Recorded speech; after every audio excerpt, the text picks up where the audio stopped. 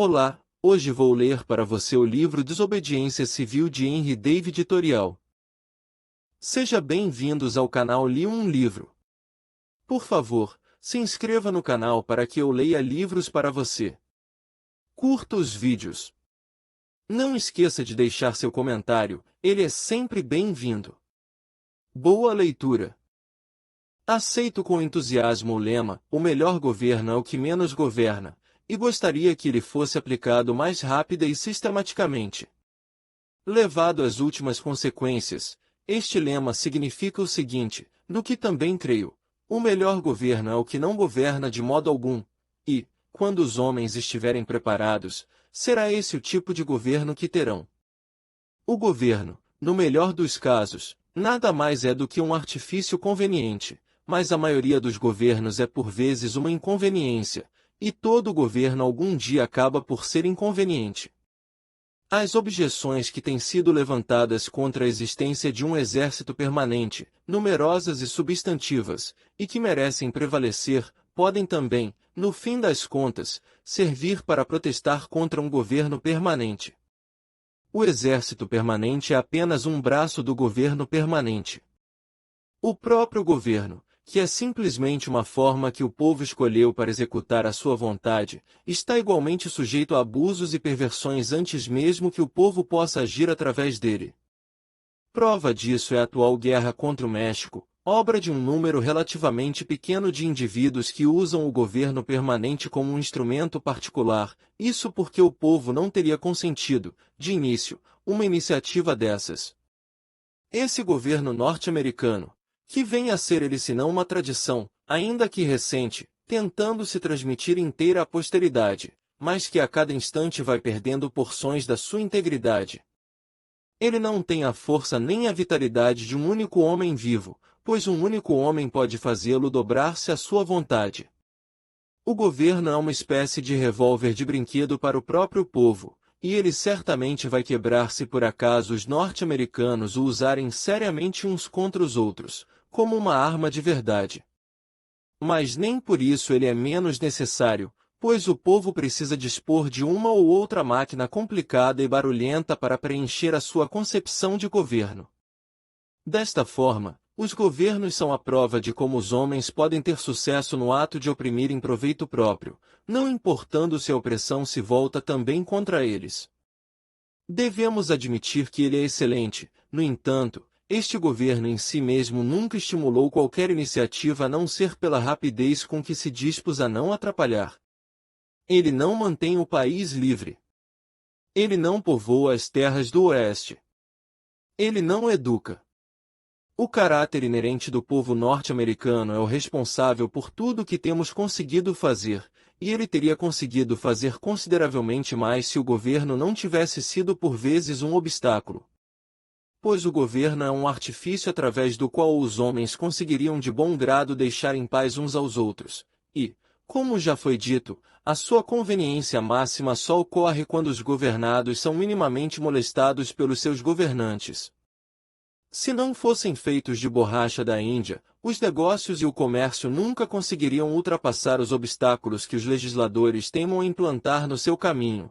E se fossemos julgar estes senhores levando em conta exclusivamente os efeitos dos seus atos, esquecendo as suas intenções, eles mereceriam a classificação dada e as punições impostas a essas pessoas nocivas que gostam de obstruir as ferrovias. No entanto, quero me pronunciar em termos práticos como cidadão, distintamente daqueles que se chamam antigovernistas. O que desejo imediatamente é um governo melhor, e não o fim do governo. Se cada homem expressar o tipo de governo capaz de ganhar o seu respeito, estaremos mais próximos de conseguir formá-lo. No final das contas, o motivo prático pelo qual se permite o governo da maioria e a sua continuidade, uma vez passado o poder para as mãos do povo, não é a sua maior tendência a emitir bons juízos, nem porque possa parecer o mais justo aos olhos da minoria, mas sim porque ela, a maioria, é fisicamente a mais forte. Mas um governo no qual prevalece o mando da maioria em todas as questões não pode ser baseado na justiça, mesmo nos limites da avaliação dos homens. Não será possível um governo em que a maioria não decida virtualmente o que é certo ou errado? No qual a maioria decida apenas aquelas questões às quais seja aplicável a norma da conveniência. Deve o cidadão desistir da sua consciência, mesmo por um único instante ou em última instância, e se dobrar ao legislador? Por que então estará cada homem dotado de uma consciência? Na minha opinião, devemos ser em primeiro lugar homens, e só então súditos. Não é desejável cultivar o respeito às leis no mesmo nível do respeito aos direitos. A única obrigação que tenho o direito de assumir é fazer a qualquer momento aquilo que julgo certo. Costuma-se dizer, e com toda a razão, que uma corporação não tem consciência, mas uma corporação de homens conscienciosos é uma corporação com consciência. A lei nunca fez os homens sequer um pouco mais justos, e o respeito reverente pela lei tem levado até mesmo os bem-intencionados a agir cotidianamente como mensageiros da injustiça. Um resultado comum e natural de um respeito indevido pela lei é a visão de uma coluna de soldados, coronel, capitão, cabos, combatentes e outros, marchando para a guerra numa ordem impecável, cruzando morros e vales, contra a sua vontade, e como sempre contra o seu senso comum e a sua consciência. Por isso essa marcha é muito pesada e faz o coração bater forte. Eles sabem perfeitamente que estão envolvidos numa iniciativa maldita, eles têm tendências pacíficas. O que são eles, então? Chegarão a ser homens? Ou pequenos fortes e paióis móveis, a serviço de algum inescrupuloso detentor do poder? É só visitar o estaleiro naval e contemplar um fuzileiro. Eis aí o tipo de homem que um governo norte-americano é capaz de fabricar, ou transformar com a sua magia negra, uma sombra pálida, uma vaga recordação da condição humana, um cadáver de pé e vivo que, no entanto, se poderia considerar enterrado sob armas com acompanhamento fúnebre, embora possa acontecer que nenhum rufar se ouviu, nenhum silente toque. Enquanto seu corpo à muralha levamos, nenhum soldado disparou seu tiro de adeus sobre o túmulo onde nosso herói nós enterramos. Desta forma, a massa de homens serve ao Estado não na sua qualidade de homens, mas sim como máquinas, entregando os seus corpos. Eles são o exército permanente, a milícia, os carcereiros, os polícias, posse comitatus, e assim por diante. Na maior parte dos casos não há qualquer livre exercício de escolha ou de avaliação moral, ao contrário, estes homens nivelam-se a madeira, a terra e as pedras, e é bem possível que se consigam fabricar bonecos de madeira com o mesmo valor de homens desse tipo. Não são mais respeitáveis do que um espantalho ou um monte de terra. Valem tanto quanto cavalos e cachorros. No entanto, é comum que homens assim sejam apreciados como bons cidadãos. Há outros, como a maioria dos legisladores, políticos, advogados, funcionários e dirigentes, que servem ao Estado principalmente com a cabeça, e é bem provável que eles sirvam tanto ao diabo quanto a Deus, sem intenção, pois raramente se dispõem a fazer distinções morais. Há um número bastante reduzido que serve ao Estado também com a sua consciência, são os heróis, patriotas, mártires, reformadores e homens, que acabam por isso necessariamente resistindo, mais do que servindo, e o Estado trata-os geralmente como inimigos. Um homem sábio só será de fato útil como homem, e não se sujeitará à condição de barro a ser moldado para tapar um buraco e cortar o vento. Ele preferirá deixar esse papel, na pior das hipóteses, para as suas cinzas. Nasci nobre demais para ser propriedade, para ser segundo no comando, ou serviçal utilizável e instrumento de qualquer soberano estado deste mundo. Os que se entregam completamente aos seus semelhantes são por eles considerados inúteis e egoístas, mas aqueles que se dão parcialmente são entronizados como benfeitores e filantropos. Que comportamento digno deve ter um homem perante o atual governo vigente nos Estados Unidos? A minha resposta é que ele inevitavelmente se degrada pelo fato de estar associado a ele. Nem por um minuto posso considerar o meu governo uma organização política que é também o governo do escravo. Todos reconhecem o direito à revolução, ou seja, o direito de negar lealdade e de oferecer resistência ao governo sempre que se tornem grandes e insuportáveis a sua tirania e ineficiência. No entanto, quase todos dizem que tal não acontece agora. Consideram, porém, que isso aconteceu em 1775. Se alguém me dissesse que o nosso governo é mau porque estabeleceu certas taxas sobre bens estrangeiros que chegam aos seus portos, o mais provável é que eu não criasse qualquer caso, pois posso muito bem passar sem eles. Todas as máquinas têm atrito e talvez isso faça com que o bom e o mal se compensem. De qualquer forma, fazer um rebuliço por causa disso é um grande mal. Mas quando o próprio atrito chega a construir a máquina e vemos a organização da tirania e do roubo, afirmo que devemos repudiar essa máquina. Em outras palavras, quando 1/6 da população de um país que se elegeu como refúgio da liberdade é composto de escravos, e quando todo um país é injustamente assaltado e conquistado por um exército estrangeiro e submetido à lei marcial, devo dizer que não é cedo demais para a rebelião e a revolução dos homens honestos. E esse dever é tão mais urgente pelo facto de que o país assaltado não é o nosso, e pior ainda, que o exército invasor é o nosso. William Paley, uma autoridade em assuntos morais, tem um capítulo intitulado Duty of Submission to Civil Government, o dever de submissão ao governo civil, no qual soluciona toda a questão das obrigações políticas pela fórmula da conveniência, e diz: enquanto exigir o interesse de toda a sociedade, ou seja, enquanto não se possa resistir ao governo estabelecido ou mudá-lo sem inconveniência pública, é a vontade de Deus que tal governo seja obedecido, e nem um dia além disso. Admitindo-se este princípio, a justiça de cada ato particular de resistência reduz-se à computação do volume de perigo e protestos, de um lado, e da probabilidade e custos da reparação, de outro. Diz ele que cada um julgará esta questão por si mesmo. Mas parece que Paley nunca levou em conta os casos em que a regra da conveniência não se aplica, nos quais um povo ou um indivíduo tem que fazer justiça a qualquer custo. Se arranquei injustamente a tábua que é a salvação de um homem que se afoga, sou obrigado a devolvê-la, ainda que eu mesmo me afogue. De acordo com Paley, esta é uma circunstância inconveniente. Mas quem quiser se salvar desta forma acabará perdendo a vida. O povo norte-americano tem que pôr fim à escravidão e tem que parar de guerrear com o México, mesmo que isso lhe custe a existência enquanto povo. As nações, na sua prática, concordam com Paley, mas haverá quem considere que Massachusetts esteja a agir corretamente na crise atual? Uma rameira de classe, uma roupa prateada na lama, levanta a cauda do vestido, e arrasta no chão a sua alma.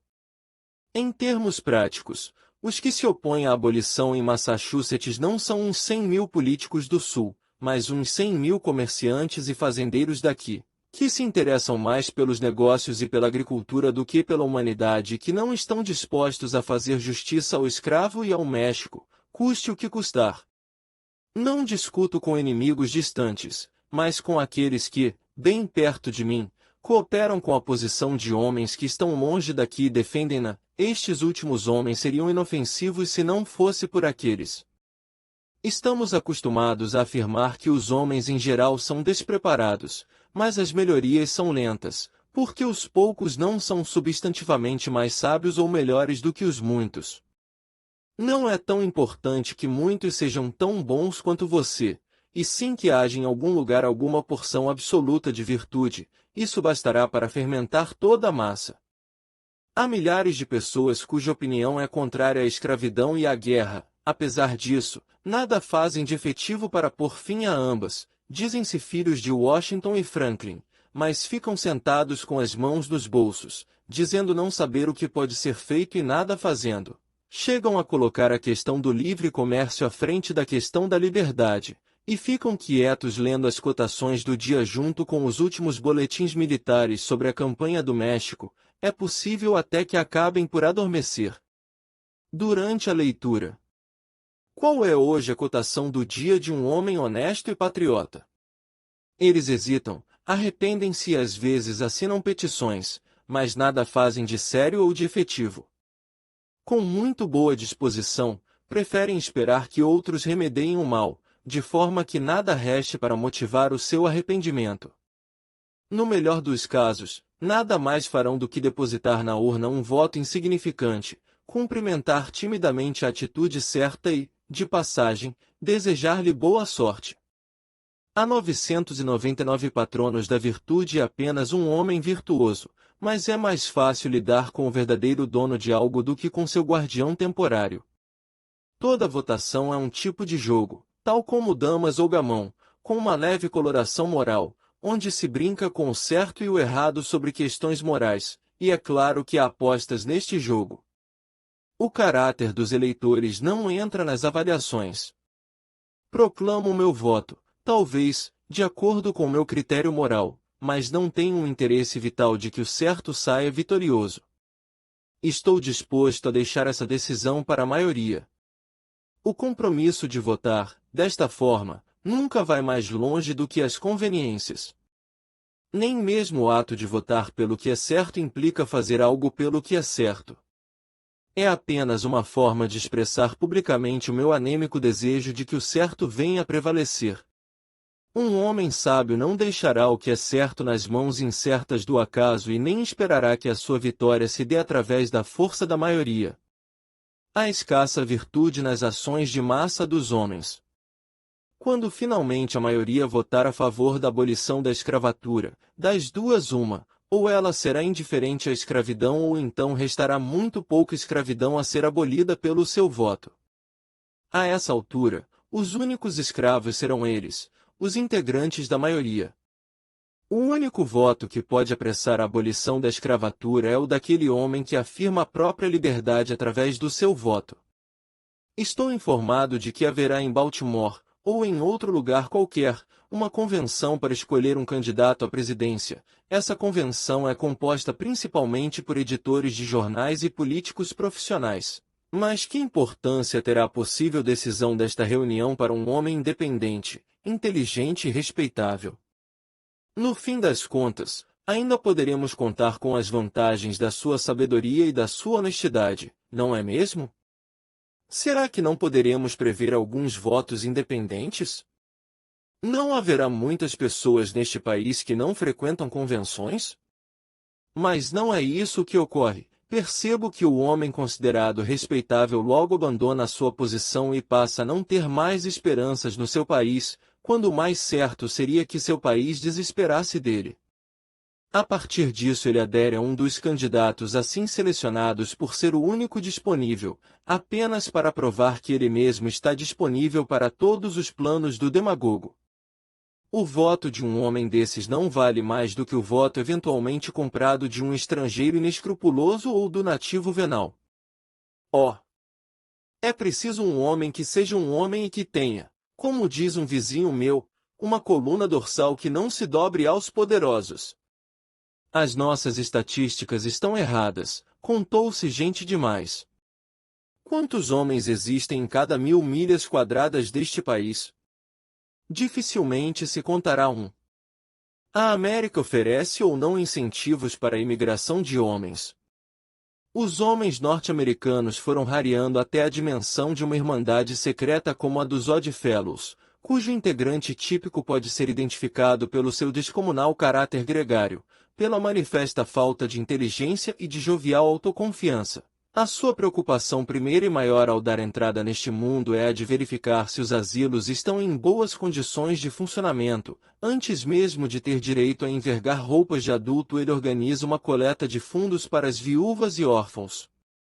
Que porventura existam, em poucas palavras, é um homem que só ousa viver com a ajuda da Companhia de Seguros Mútuos, que lhe prometeu um enterro decente.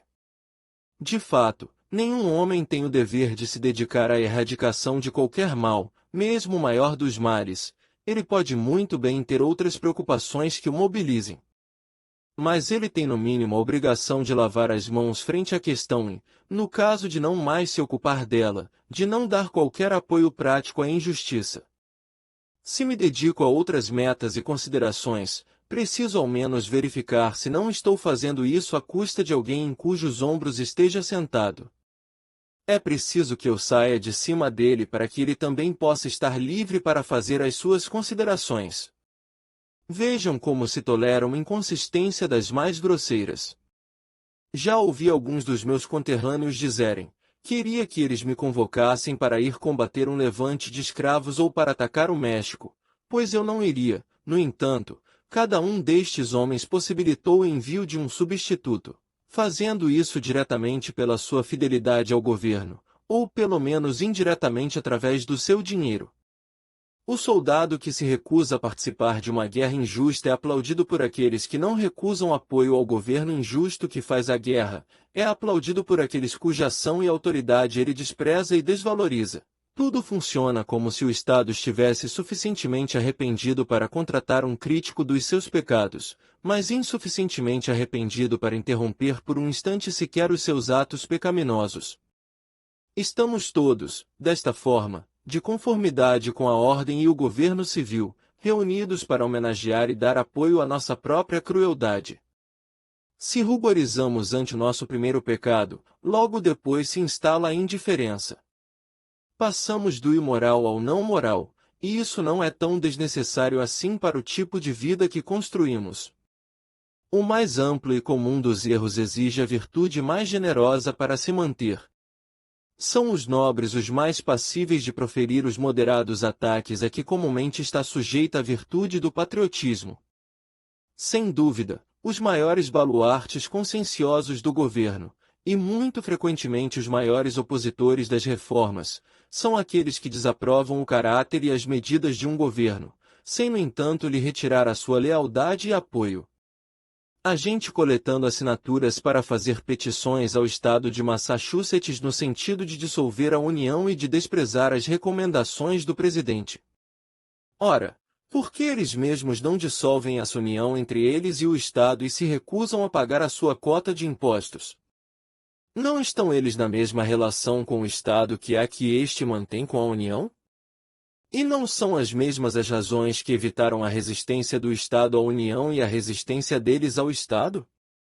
Como pode um homem se satisfazer com a mera posse de uma opinião e de fato usufruí-la?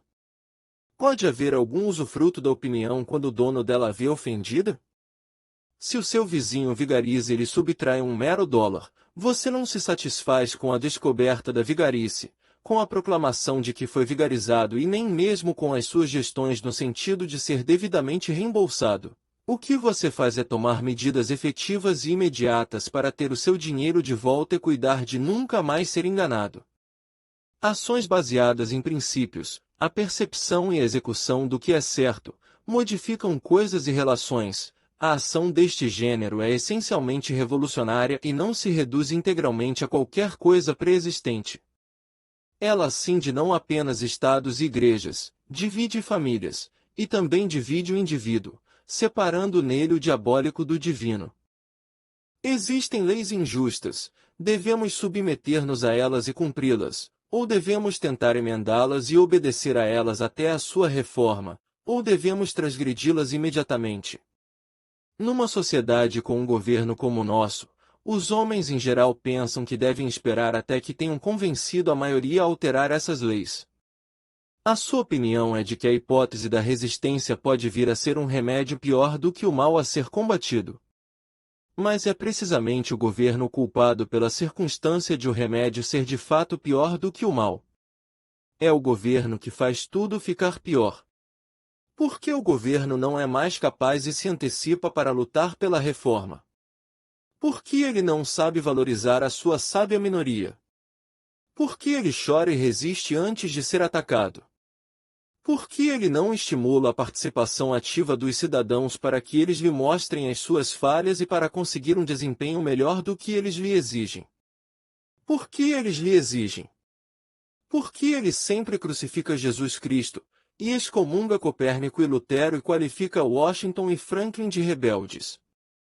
Não é absurdo pensar que o único tipo de transgressão que o governo nunca previu foi a negação deliberada e prática de sua autoridade. Se não fosse assim, Por que então não teria ele estabelecido a penalidade clara, cabível e proporcional? Se um homem sem propriedade se recusa pela primeira vez a recolher 9 shillings aos cofres do Estado, é preso por prazo cujo limite não é estabelecido por qualquer lei que eu conheça. Esse prazo é determinado exclusivamente pelo arbítrio dos que o enviam à prisão. Mas se ele resolver roubar 90 vezes 9 shillings do Estado, em breve estará novamente em liberdade. Se a injustiça é parte do inevitável atrito no funcionamento da máquina governamental, que seja assim, talvez ela acabe suavizando-se com o desgaste, certamente a máquina ficará desajustada. Se a injustiça for uma peça dotada de uma mola exclusiva, ou roldana, ou corda, ou manivela, aí então talvez seja válido julgar se o remédio não será pior do que o mal. Mas se ela for de tal natureza que exija que você seja o agente de uma injustiça para outros, digo, então, que se transgrida a lei. Faça da sua vida um contra-atrito que pare a máquina. O que preciso fazer é cuidar para que de modo algum eu participe das misérias que condeno. No que diz respeito às vias pelas quais o Estado espera que os males sejam remediados, devo dizer que não as conheço. Elas são muito demoradas, e a vida de um homem pode chegar ao fim antes que elas produzam algum efeito. Tenho outras coisas para fazer. Não vim a este mundo com o objetivo principal de fazer dele um bom lugar para morar, mas apenas para morar nele, seja bom ou mau. Um homem não carrega a obrigação de fazer tudo, mas apenas alguma coisa, e só porque não pode fazer tudo não é necessário que faça alguma coisa errada.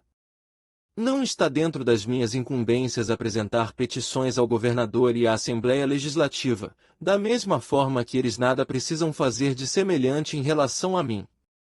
Suponhamos que eles não deem atenção a um pedido meu, que devo fazer então? Mas nesse caso o Estado não forneceu outra via, o mal está na sua própria Constituição. Isto pode parecer grosseria, teimosia e intransigência, mas só quem merece ou pode apreciar a mais fina bondade e consideração deve receber este tipo de tratamento. Todas as mudanças para melhor são assim, tais como o nascimento e a morte, que produzem convulsões nos corpos. Não hesito em afirmar que todos os que se intitulam abolicionistas devem imediata e efetivamente retirar o seu apoio, em termos pessoais e de propriedade, ao governo do estado de Massachusetts, e não ficar esperando até que consigam formar a mais estreita das maiorias para só então alcançar o sofrido direito de vencer através dela. Creio que basta saber que Deus está do seu lado, o que vale mais do que o último votante a fazer majoritárias as suas fileiras. E, além de tudo, qualquer homem mais correto do que os seus vizinhos já constitui uma maioria apertada. É apenas uma vez por ano, e não mais do que isso, que me encontro cara a cara com este governo norte-americano, ou com o governo estadual que o representa, é quando sou procurado pelo coletor de impostos. Essa é a única instância em que um homem na minha situação não pode deixar de se encontrar com esse governo, e ele aproveita a oportunidade e diz claramente, reconheça-me. E não há outra forma mais simples, mais efetiva e, na conjuntura atual, mais indispensável de lidar com o governo neste particular, de expressar a sua pouca satisfação ou seu pouco amor em relação a ele, é preciso negá-lo, naquele local e momento. O coletor de impostos é meu vizinho e concidadão, e é com ele que tenho de lidar porque afinal de contas estou lutando contra homens, e não contra o pergaminho das leis, e sei que ele voluntariamente optou por ser um agente governamental. Haverá outro modo de ele ficar sabendo claramente o que é e o que fiz enquanto agente do governo, ou enquanto homem, a não ser quando forçado a decidir que tratamento vai dar a mim, o vizinho que ele respeita como tal e como homem de boa índole, ou que ele considera um maníaco e desordeiro. Será ele capaz de superar esse obstáculo à sua sociabilidade sem um pensamento ou uma palavra mais rudes ou mais impetuosos acompanhar a sua ação? Disso estou certo, se 1000, ou 100, se 10 homens que conheço, apenas 10 homens honestos ou até um único homem honesto do estado de Massachusetts, não mais sendo dono de escravos, decidisse por fim ao seu vínculo com o Estado, para logo em seguida ser trancado na cadeia municipal, estaria ocorrendo nada menos do que a abolição da escravatura nos Estados Unidos da América. Pois não importa que os primeiros passos pareçam pequenos, o que se faz bem feito faz-se para sempre. Mas preferimos debater o assunto, essa é a nossa missão, dizemos. Há dezenas de jornais nas fileiras do abolicionismo, mas não há um único homem. O meu querido vizinho, que desempenhou o papel de embaixador de Massachusetts e que sempre se dedica à resolução das questões dos direitos humanos na Câmara do Conselho, esteve ameaçado de amargar uma prisão na Carolina do Sul. No entanto, se tivesse sido prisioneiro do estado de Massachusetts, esse estado que ansiosamente lança a Carolina do Sul a acusação de pecar com a escravidão, embora atualmente não encontre nada além de uma atitude pouco hospitaleira como motivo para brigar com ela, nosso legislativo não seria capaz de adiar liminarmente o assunto da escravidão até ao próximo inverno. Sob um governo que prende qualquer homem injustamente, o único lugar digno para um homem justo é também a prisão. Hoje em dia, o lugar próprio, o único lugar que Massachusetts reserva para os seus habitantes mais livres e menos desalentados são as suas prisões, nas quais serão confinados e trancados longe do Estado. Por um ato do próprio Estado, pois os que vão para a prisão já antes tinham se confinado nos seus princípios. E aí que devem ser encontrados quando forem procurados pelos escravos fugidos, pelo prisioneiro mexicano em liberdade condicional e pelos indígenas, para ouvir as denúncias sobre as humilhações impostas aos seus povos. É aí, nesse chão discriminado, mas tão mais livre e honroso, onde o Estado planta os que não estão com ele mas sim contra ele, a única casa num estado senzala na qual um homem livre pode perseverar com honra. Se há alguém que pense ser a prisão um lugar de onde não mais se pode influir, no qual a sua voz deixa de atormentar os ouvidos do Estado, no qual não conseguiria ser tão hostil a ele, esse alguém ignora o quanto a verdade é mais forte que o erro e também não sabe como a injustiça pode ser combatida com muito mais eloquência e efetividade por aqueles que já sofreram na carne um pouco dela. Manifeste integralmente o seu voto e exerça toda a sua influência, não se deixe confinar por um pedaço de papel. Uma minoria indefesa quando se conforma à maioria, não chega nem a ser uma minoria numa situação dessas, mas ela é irresistível quando intervém com todo o seu peso. Se a alternativa ficar entre manter todos os homens justos na prisão ou desistir da guerra e da escravidão, o Estado não hesitará na escolha. Se no ano corrente 1000 homens não pagassem os seus impostos, isso não seria uma iniciativa tão violenta e sanguinária quanto o próprio pagamento, pois neste caso o Estado fica capacitado para cometer violências e para derramar o sangue dos inocentes. Esta é, na verdade, a definição de uma revolução pacífica, se é que é possível uma coisa dessas. Se, como já ouvi um deles me perguntar, o coletor de impostos ou outro funcionário público qualquer indagar, mas o que devo fazer agora? A minha resposta é, se de fato quiser fazer alguma coisa, então renuncie ao seu cargo. Quando o súdito negou a lealdade e o funcionário renunciou ao seu cargo, então a revolução completou-se. Mas vamos supor que há violência. Não poderíamos considerar que uma agressão à consciência também provoca um tipo de ferimento grave? Um ferimento desses provoca a perda da autêntica humanidade e da imortalidade de um homem, e ele sangra até uma morte eterna. Posso ver esse sangue a correr, agora. Especulei sobre a prisão do infrator, e não sobre o confisco dos seus bens, embora ambas as medidas sirvam ao mesmo fim, porque os que afirmam o certo e que, por isso, são os seres mais perigosos para um Estado corrupto, em geral não gastam muito do seu tempo na acumulação de propriedades.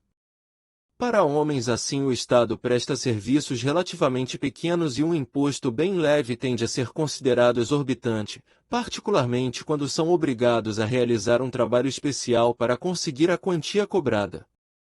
Se houvesse quem vivesse inteiramente sem usar o dinheiro, o próprio Estado hesitaria em exigir que ele lhe entregasse uma quantia. O homem rico, no entanto, e não pretendo estabelecer uma comparação invejosa, é sempre um ser vendido à instituição que o enriquece. Falando em termos absolutos, quanto mais dinheiro, menos virtude, pois o dinheiro interpõe-se entre um homem e os seus objetivos e permite que ele os compre. Obter alguma coisa dessa forma não é uma grande virtude. O dinheiro acalma muitas perguntas que de outra forma ele se veria pressionado a fazer. De outro lado, a única pergunta nova que o dinheiro suscita é difícil, embora supérflua: como gastá-lo? Um homem assim fica, portanto, sem base para uma moralidade. As oportunidades de viver diminuem proporcionalmente ao acúmulo daquilo que se chama de meios. A melhor coisa a ser feita em prol da cultura do seu tempo por um homem rico é realizar os planos que tinha quando ainda era pobre. Cristo respondeu aos seguidores de Herodes de acordo com a situação deles. Mostrem-me o dinheiro dos tributos, disse ele, e um deles tirou do bolso uma moeda. Disse então Jesus Cristo: se vocês usam o dinheiro com a imagem de César, dinheiro que ele colocou em circulação e ao qual ele deu valor, ou seja, se vocês são homens do Estado e estão felizes de se aproveitar das vantagens do governo de César, então paguem-no por isso quando ele o exigir. Portanto, dai a César o que é de César, e a Deus o que é de Deus. Cristo não lhes disse nada sobre como distinguir um do outro, eles não queriam saber isso. Quando converso com os mais livres dentre os meus vizinhos, percebo que, independentemente do que digam a respeito da grandeza e da seriedade do problema e de sua preocupação com a tranquilidade pública, no fim das contas tudo se reduz ao seguinte: eles não podem abrir mão da proteção do governo atual e temem as consequências que a sua rebeldia provocaria nas suas propriedades e famílias. Da minha parte, não gosto de imaginar que possa vir algum dia a depender da proteção do Estado. Mas se eu negar a autoridade do Estado quando ele apresenta a minha conta de impostos, ele logo confiscará e dissipará a minha propriedade e tratará de me hostilizar e a minha família para sempre. Essa é uma perspectiva muito dura. Isso torna impossível uma vida que seja simultaneamente honesta e confortável em aspectos exteriores. Não valeria a pena acumular propriedade, ela certamente se perderia de novo. O que se tem a fazer é arrendar alguns alqueires ou ocupar uma terra devoluta, cultivar em pequena escala e consumir logo toda a sua produção. Você tem que viver dentro de si mesmo e depender de si mesmo, sempre de mala feita e pronto para recomeçar. Você não deve desenvolver muitos vínculos. Até mesmo na Turquia você pode ficar rico, se em tudo for um bom súdito do governo turco. Confúcio disse: se um Estado é governado pelos princípios da razão, a pobreza e a miséria são fatos acabrunhantes. Se um Estado não é governado pelos princípios da razão, a riqueza e as honrarias são os fatos acabrunhantes. Não. Até que eu solicite um remoto porto sulino, que a proteção do Estado de Massachusetts me seja estendida com o fim de preservar a minha liberdade, ou até que eu me dedique apenas a construir pacificamente um patrimônio aqui no meu Estado. Posso negar a minha lealdade ao governo local e negar o seu direito à minha propriedade e à minha vida.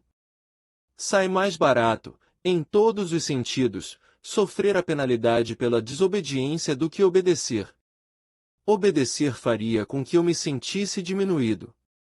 Há alguns anos o Estado procurou-me em nome de uma organização religiosa e intimou-me a pagar uma certa quantia destinada a sustentar um pregador que o meu pai costumava frequentar. Eu nunca o tinha visto. Pague ou será trancado na cadeia, disse o Estado. Eu recusei-me a pagar. Infelizmente, no entanto, outro homem achou melhor fazer o pagamento em meu nome. Não consegui descobrir por que o mestre-escola deveria pagar imposto para sustentar o clérigo e não o clérigo contribuir para o sustento do mestre-escola, pois eu não era mestre-escola do Estado, e sustentava-me com subscrições voluntárias. Não vi o motivo pelo qual o liceu não devesse apresentar a sua conta de impostos e fazer com que o Estado apoiasse, junto com a organização religiosa, essa sua pretensão.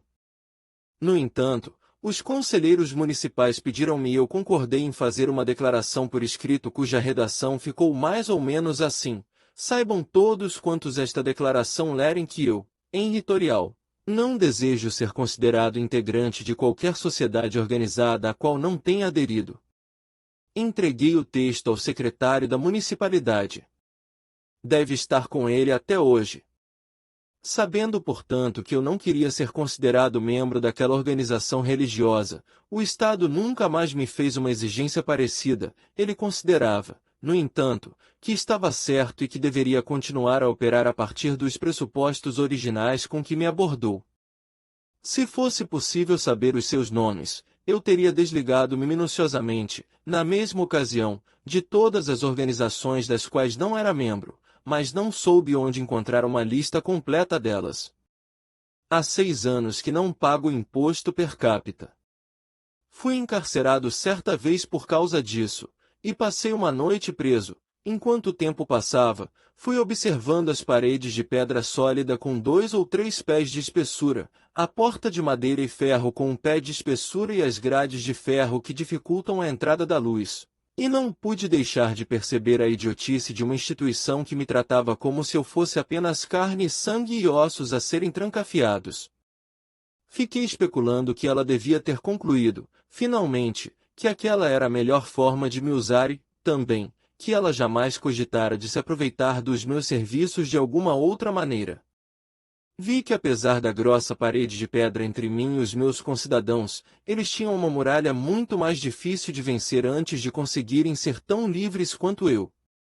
Nem por um momento me senti confinado, e as paredes pareceram-me um desperdício descomunal de pedras e argamassa. O meu sentimento era de que eu tinha sido o único dos meus concidadãos a pagar o imposto. Estava claro que eles não sabiam como lidar comigo e que se comportavam como pessoas pouco educadas. Havia um erro crasso em cada ameaça e em cada saudação, pois eles pensavam que o meu maior desejo era o de estar do outro lado daquela parede de pedra. Não pude deixar de sorrir perante os cuidados com que fecharam a porta e trancaram as minhas reflexões, que os acompanhavam porta fora sem delongas ou dificuldade, e o perigo estava de fato contido nelas. Como eu estava fora do seu alcance, resolveram punir o meu corpo, agiram como meninos incapazes de enfrentar uma pessoa de quem sentem raiva e que então dão um chuto no cachorro do seu desafeto. Percebi que o Estado era um idiota, tímido como uma solteirona às voltas com a sua prataria, incapaz de distinguir os seus amigos dos inimigos.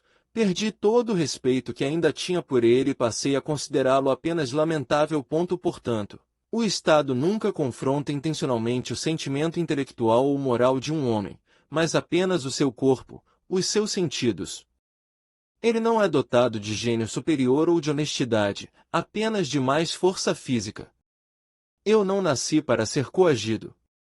Quero respirar da forma que eu mesmo escolher. Veremos quem é mais forte. Que força tem uma multidão? Os únicos que podem me coagir são os que obedecem a uma lei mais alta do que a minha. Eles obrigam-me a ser como eles. Nunca ouvi falar de homens que tenham sido obrigados por multidões a viver desta ou daquela forma. Que tipo de vida seria essa? Quando defronto um governo que me diz a bolsa ou a vida, por que deveria apressar-me em lhe entregar o meu dinheiro? Ele talvez esteja passando por um grande aperto, sem saber o que fazer. Não posso ajudá-lo. Ele deve cuidar de si mesmo, deve agir como eu ajo. Não vale a pena choramingar sobre o assunto. Não sou individualmente responsável pelo bom funcionamento da máquina da sociedade. Não sou o filho do maquinista. No meu modo de ver, quando sementes de carvalho e de castanheira caem lado a lado, uma delas não se retrai para dar vez à outra, pelo contrário, cada uma segue as suas próprias leis, e brotam, crescem e florescem da melhor maneira possível, até que uma por acaso acaba superando e destruindo a outra. Se uma planta não pode viver de acordo com a sua natureza, então ela morre. O mesmo acontece com um homem. A noite que passei na prisão, além de uma novidade, foi também bem interessante. Os prisioneiros, em mangas de camisa, distraíam-se conversando na entrada, aproveitando o vento fresco da noite. Assim estavam quando me viram chegar. Mas o carcereiro disse-lhes: "Venham, rapazes, já é hora de trancar as portas." Ouvi o barulho dos seus passos enquanto caminhavam para os seus compartimentos vazios. O carcereiro apresentou-me o meu companheiro de cela, qualificando-o como um sujeito de primeira e um homem esperto. Trancada a porta, ele mostrou-me o cabide onde deveria pendurar o meu chapéu e explicou-me como administrava as coisas por ali. As celas eram caiadas uma vez por mês. A nossa cela, pelo menos, era o apartamento mais branco, de mobiliário mais simples e provavelmente o mais limpo de toda a cidade.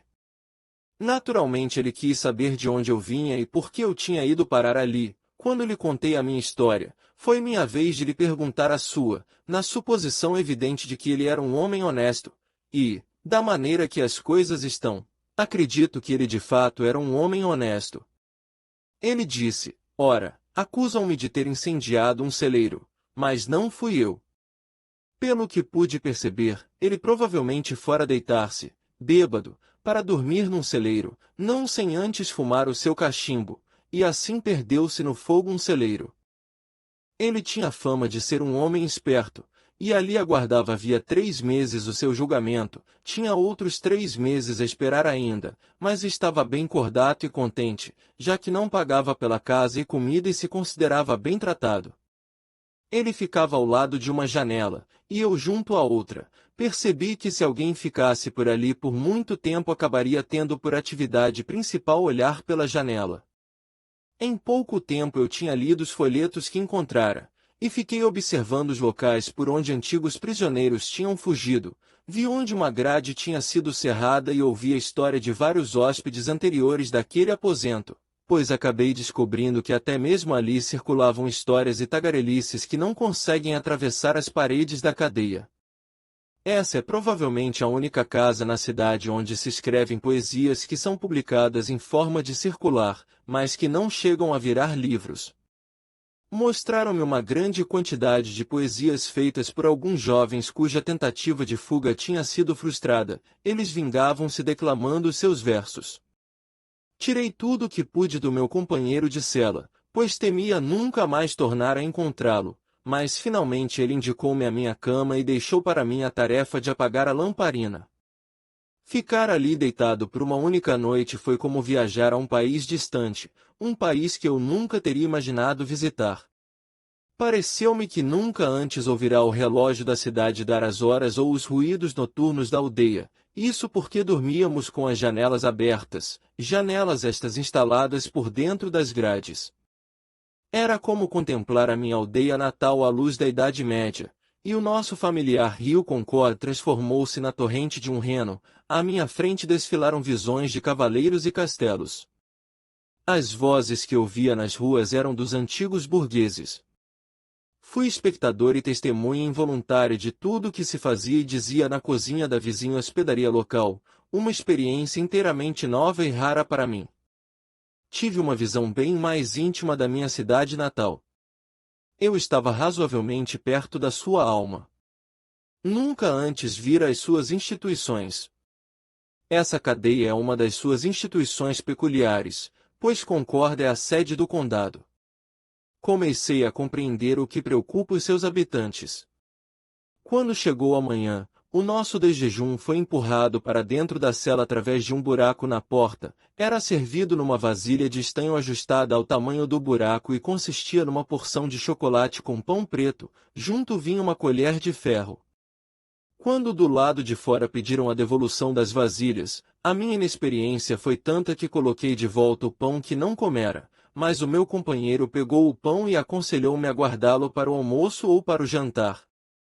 Pouco depois, deixaram que ele saísse para trabalhar num campo de feno das vizinhanças, para onde se deslocava todos os dias, não voltaria antes do meio-dia. Ele então deu-me bom dia e disse que duvidava que nos víssemos de novo.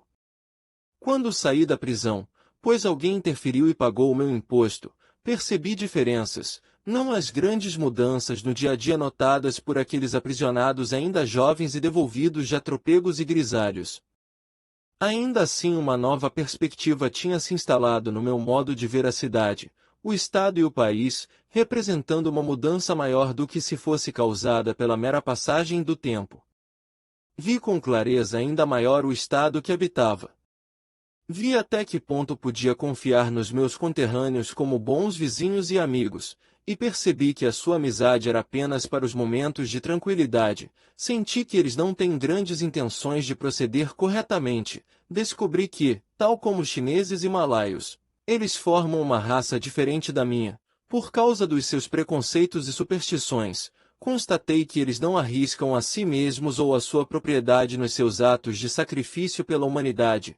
Vi que, no fim das contas, eles não são tão nobres a ponto de conseguir tratar o ladrão de forma diferente do que este os trata, e que só querem salvar as suas almas, através de ações de efeito, de algumas orações e da eventual observação dos limites particularmente estreitos e inúteis de um caminho de retidão. É possível que esteja proferindo um julgamento duro sobre os meus vizinhos, pois acredito que a maioria deles não sabe que existe na sua cidade uma instituição tal como a cadeia. Antigamente, na nossa aldeia, havia o costume de saudar os pobres endividados que saíam da cadeia olhando-os através dos dedos dispostos em forma das barras de uma janela de prisão, e perguntava-se ao recém-liberto: como vai? Não recebi essa saudação dos meus conhecidos, que primeiro me encaravam e depois entreolhavam-se, como se eu acabasse de voltar de uma longa viagem. Eu tinha sido preso quando me dirigia ao sapateiro para buscar uma bota consertada.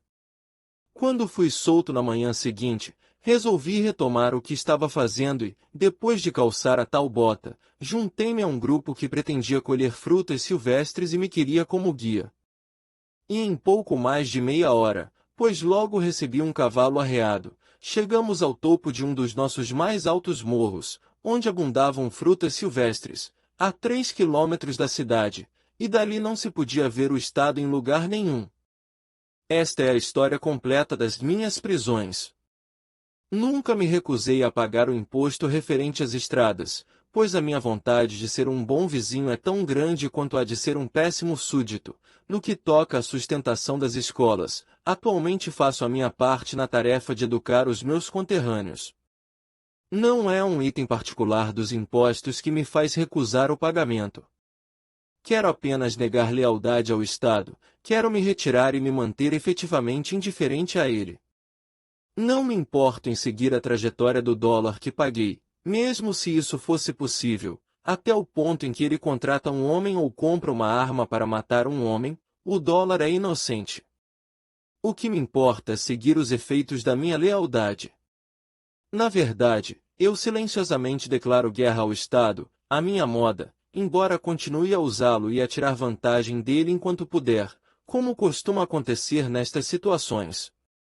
Se outros resolvem pagar o imposto que o Estado me exige, nada mais fazem além do que já fizeram quando pagaram o seu imposto, ou melhor, estimulam a injustiça além do limite que o Estado lhes pediu.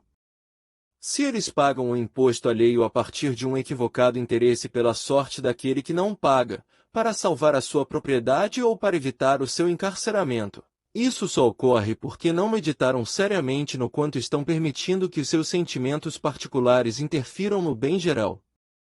Esta, portanto, é minha posição atual. Mas não se pode ficar exageradamente de sobreaviso numa circunstância dessas, pelo risco de que tal atitude seja desviada pela obstinação ou pela preocupação indevida para com a opinião do próximo. Que cada um cuide de fazer apenas o que lhe cabe, e só no momento certo. Por vezes penso assim: ora, esse povo tem boas intenções, mas é ignorante, ele faria melhor se soubesse como agir. Por que incomodar os meus vizinhos e forçá-los a tratar-me de uma forma contrária às suas inclinações? Mas depois penso, não há motivo para proceder como eles ou para permitir que mais pessoas sofram outros tipos de dor. E digo ainda a mim mesmo, quando muitos milhões de homens, sem paixão, sem hostilidade, sem sentimentos pessoais de qualquer tipo, lhe pedem apenas uns poucos xelins, sem que a sua natureza lhes possibilite retirar ou alterar a sua exigência atual e sem a possibilidade de você, por seu lado, fazer um apelo a outros milhões de homens, por que você deveria se expor a tal força bruta avassaladora? Você não resistirá ao frio e à fome, aos ventos e às ondas com tanta obstinação, você submete-se pacificamente a 1000 imposições similares. Você não coloca a cabeça na fogueira. Mas exatamente na medida em que não considero esta força inteiramente bruta, e sim uma força parcialmente humana, e em que avalio que mantenho relações com esses milhões e com outros muitos milhões de homens, que não são apenas coisas brutas ou sem vida, vejo também que é possível a apelação, em primeira instância e de pronto, eles podem apelar ao Criador, em segunda instância, podem apelar uns aos outros. Mas se ponho a minha cabeça no fogo de propósito, não há apelo possível a ser feito ao fogo ou ao Criador do fogo, e sou o único culpado pelas consequências. Se eu conseguisse convencer-me de que tenho algum direito a me sentir satisfeito com os homens tal como eles são, e a tratá-los de acordo com isso e não parcialmente de acordo com as minhas exigências e expectativas de como eles e eu mesmo deveríamos ser, então, como bom muçulmano e fatalista, eu teria que me esforçar para ser feliz com as coisas como elas são e proclamar que tudo se passa segundo a vontade de Deus. E, acima de tudo, há uma diferença entre resistir a essa força e a uma outra puramente bruta ou natural. A diferença é que posso resistir a ela com alguma efetividade. Não posso esperar mudar a natureza das pedras, das árvores e dos animais, tal como Orfeu. Não quero polemizar com qualquer homem ou nação. Não quero fazer filigranas, estabelecer distinções elaboradas ou colocar-me numa situação superior à dos meus vizinhos. Estou a buscar, posso admitir, até mesmo uma desculpa para aceitar as leis do país. Estou preparado até demais para obedecer a elas. Neste particular tenho motivos para suspeitar de mim mesmo, e a cada ano, quando se aproxima a época da visita do coletor de impostos, surpreendo-me disposto a revisar os atos e as posições do governo central e do governo estadual, a rever o espírito do povo, para descobrir um pretexto para a obediência. Devemos ter afeto ao nosso país como aos nossos pais. E se a qualquer tempo alienamos nosso amor ou indústria de fazer-lhes honra, devemos respeitar os efeitos e ensinar a alma. Questão de consciência e religião. E não desejo de domínio ou benefício.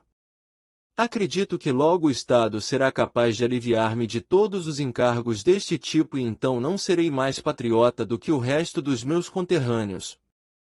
Encarada de um ponto de vista menos elevado, a Constituição, com todos os seus defeitos, é muito boa, a lei e os tribunais são muito respeitáveis. Mesmo o estado de Massachusetts e o governo dos Estados Unidos da América são, em muitos aspectos, coisas admiráveis e bastante raras, pelas quais devemos ser gratos, tal como nos disseram muitos estudiosos das nossas instituições.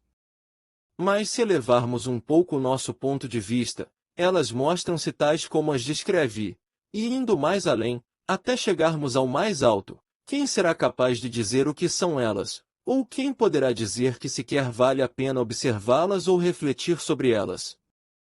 Entretanto, não me preocupo muito com o governo, e quero dedicar a ele o menor número possível de reflexões. Mesmo no mundo tal como é agora, não passo muitos momentos sujeito a um governo. Se um homem é livre de pensamento, livre para fantasiar, livre de imaginação, de modo que aquilo que nunca lhe parece ser na maior parte do tempo, governantes ou reformadores insensatos não são capazes de lhe criar impedimentos fatais. Sei que a maioria dos homens pensa de maneira diferente de mim, mas não estou nem um pouco mais satisfeito com os homens que se dedicam profissionalmente a estudar estas questões e outras parecidas. Pelo fato de se colocarem tão integralmente dentro da instituição, os homens de Estado e os legisladores nunca conseguem encará-la nua e cruamente. Eles gostam de falar sobre mudanças na sociedade, mas não têm um ponto de apoio situado fora dela. Pode ser que haja entre eles homens de certa experiência e critério e evidentemente capazes de criar sistemas engenhosos e até úteis, pelos quais lhes devemos gratidão, mas todo o seu gênio e toda a sua utilidade não ultrapassam certos limites relativamente estreitos. Eles tendem a esquecer que o mundo não é governado através de decisões e conveniências. Webster nunca chega aos bastidores do governo e, por isso, não pode ser uma autoridade no assunto. As suas palavras são sábias apenas para os legisladores que não cogitam de qualquer reforma essencial no governo existente, para as exigências dos pensadores e dos que fazem leis duradouras, ele nem chega a visualizar o assunto. Conheço algumas pessoas cujas especulações serenas e sábias logo revelariam os limites do alcance e da hospitalidade da imaginação de Webster. Mesmo assim, quando comparadas com as paupérrimas declarações da maioria dos reformadores e com a mentalidade e eloquência ainda piores dos políticos em geral, as suas palavras são praticamente as únicas que têm valor e revelam sensibilidade. Devemos por isso agradecer ao céu por contarmos com Webster. Em termos comparativos, ele é sempre impetuoso, original e, acima de tudo, prático. Mas a sua virtude não é a sabedoria, e sim a prudência. A verdade de um jurista não é a verdade, mas a consistência, ou uma conveniência consistente.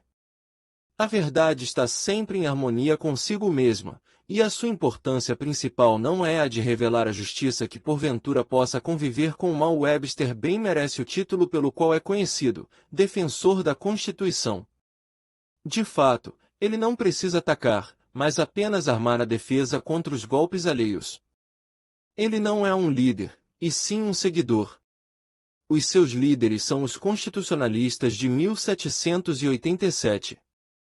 Eis as suas próprias palavras: nunca tomei e nunca pretendo tomar uma iniciativa, nunca apoiei ou pretendo apoiar uma iniciativa, que vise desmanchar o acordo original pelo qual os diversos estados formaram a União.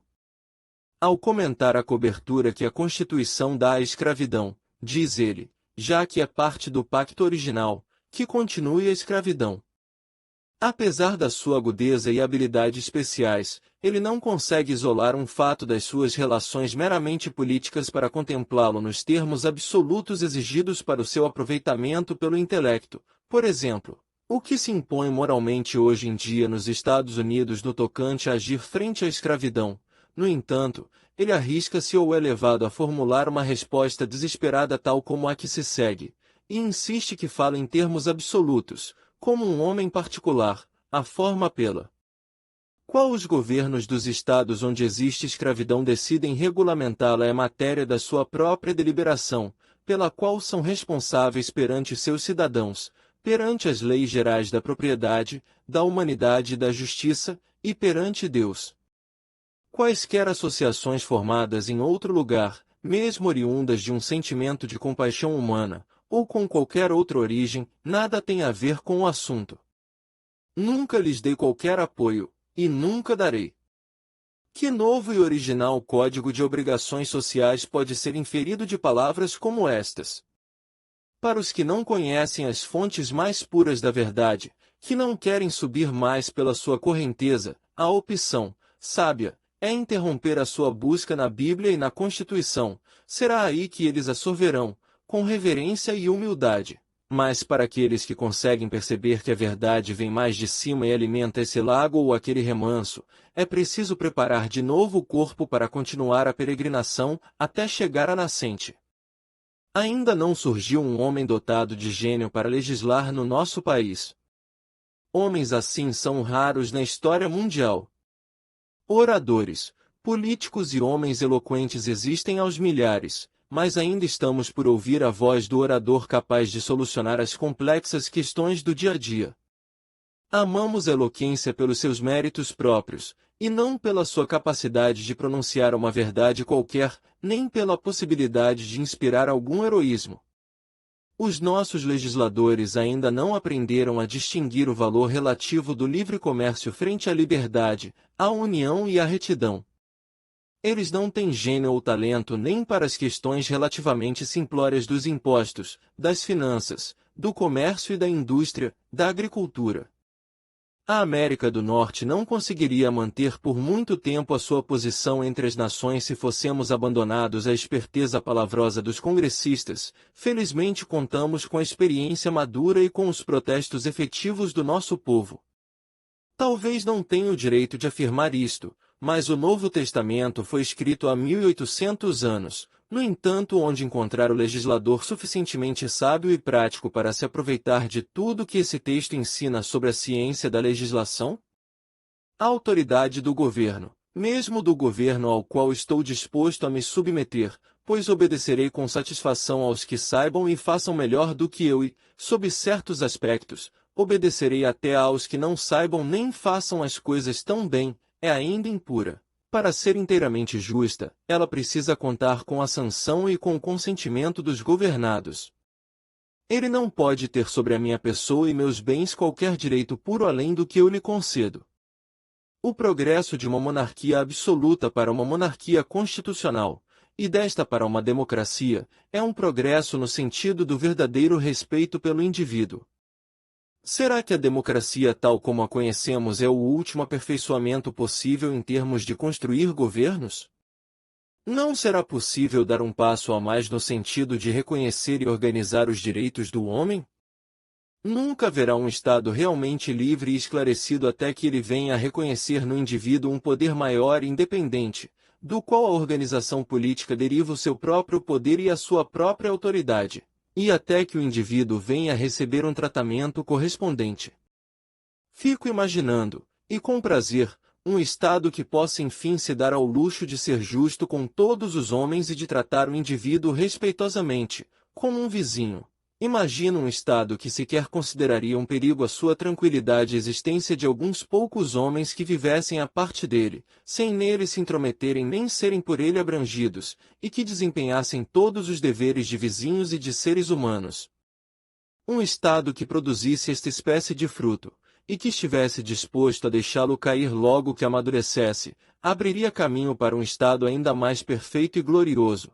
Já fiquei a imaginar um Estado desses, mas nunca o encontrei em qualquer lugar. Obrigado por me deixar ler o livro para você. Siga o canal Li um Livro, para que eu continue lendo livros para você. Foi um prazer, até a próxima leitura juntos. Não esqueça de deixar seu comentário, ele é sempre bem-vindo. Até breve.